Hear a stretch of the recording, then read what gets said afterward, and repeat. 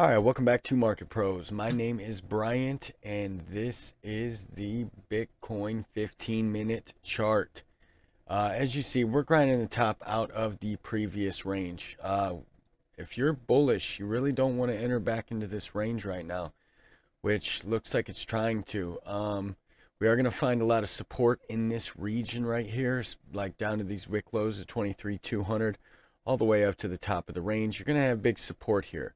All right, so let's go over to the other charts. As we said, you're going to find support in this area of the VPVR POC point of control region. Looks like you did front run the top of that. So we're going to find out whether that was it or if we come back down to 23,150 or somewhere in this region, somewhere around 23K. All right, so let's check your momentum oscillators. RSI.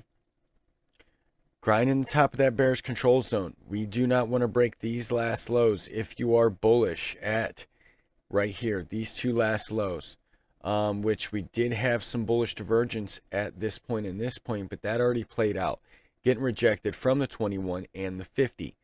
So right now you're being held down by the 21. It did cross the 50 to the downside. Nothing really to be aware of right here, though. These moving averages are still basically going sideways. So your trend is slightly down to the right. 100 is coming up, 200 is flat, 21 and 50 both have negative slopes. So basically your MACD, is pretty much reset under the zero line though. So there's more of a chance that the negative momentum could pick up than the positive.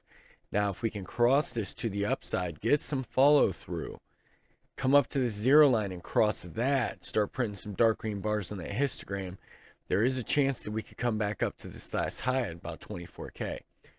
That is, that's the bullish case. And the bullish case is also that you break 24K.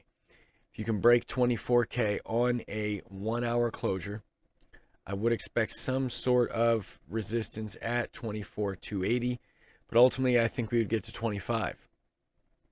BBWP right now is above its moving average having a positive slope, but your BBWP is curling over. So if it crosses its moving average to the downside, we're probably just going to go sideways for a while. Right now we are on the 1 hour, like I said. So basically, if we break that lower upper level, even 23,800, if you break 23,800, there's a good chance that you're going to break 24K. All right, but we need to see that 24K level broken first. All right, let's go to the 15-minute. 15-minute, you are exiting the bearish control zone, coming back down for a retest. Negative slope on your signal line, negative slope on your RSI. You're probably going to come back down to this top of this bearish control zone at the 45.0 level. Now, if you enter the bearish control zone, that's not going to look good.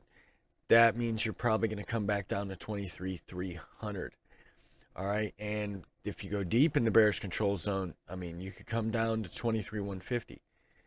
MACD curling over, fighting some resistance from that zero line. Positive momentum is really nothing to speak of right now, and it is waning.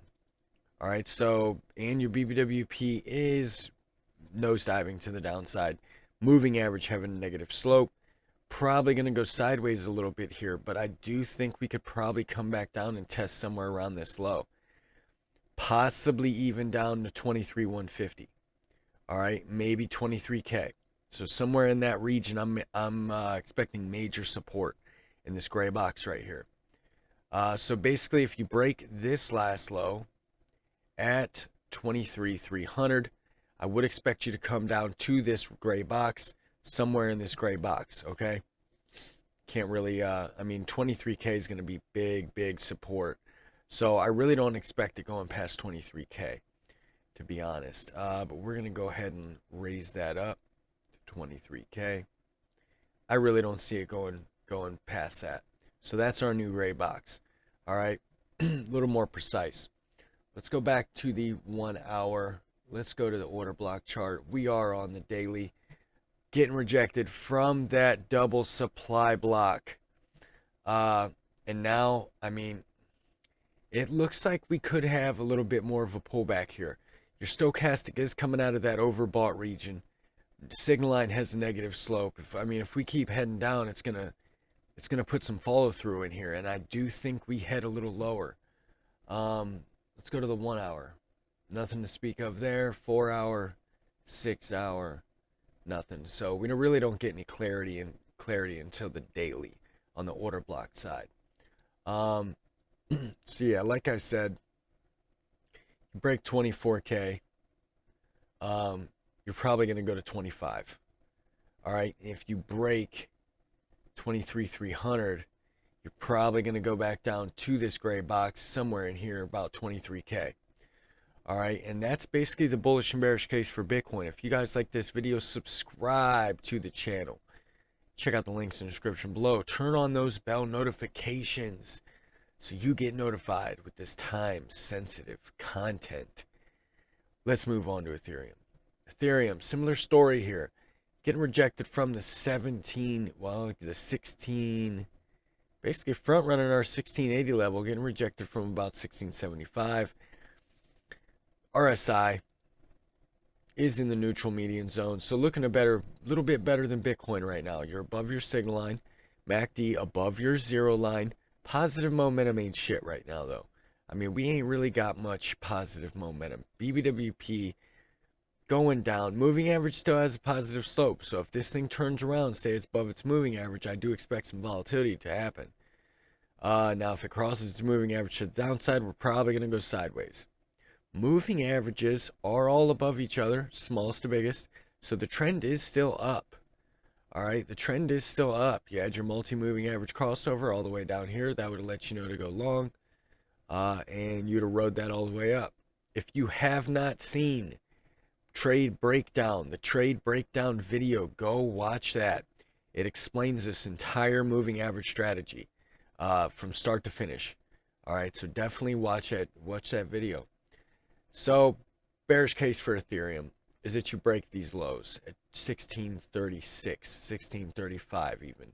1635 gets broke. I would expect some support in between 1608 and 1620. All right, I would expect some support between this 100 and this 200. And if that happens, I think the next stop is 1584. Yeah, 1584. Right where this POC point of control is on the VPVR. Bullish case is that you break 1680. All right, I would expect some sort of rejection between 1715 and 1703. Basically where this inefficiency is right here, that wick. If that happens, 18K or 1800 is in the cards. 1800 is in the cards. So if you break that 200, 1600, I would say, even 1600. You break 1600, you're probably going to come back down to 1550.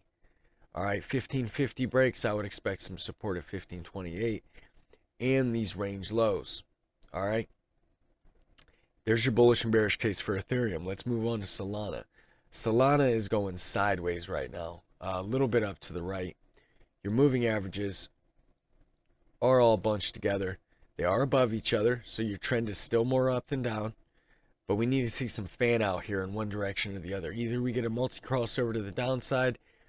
If you come down to this 100 and break it, 24.30, that's not going to look good because your RSI is in the neutral median zone, but that means it could probably come down to this bearish control zone. We don't want to go back to it because your MACD could find some resistance right here. If the MACD finds resistance, crosses its signal line, breaks this last low on the MACD, I do expect this to enter the bearish control zone. I do expect this to break below the POC, 24.14.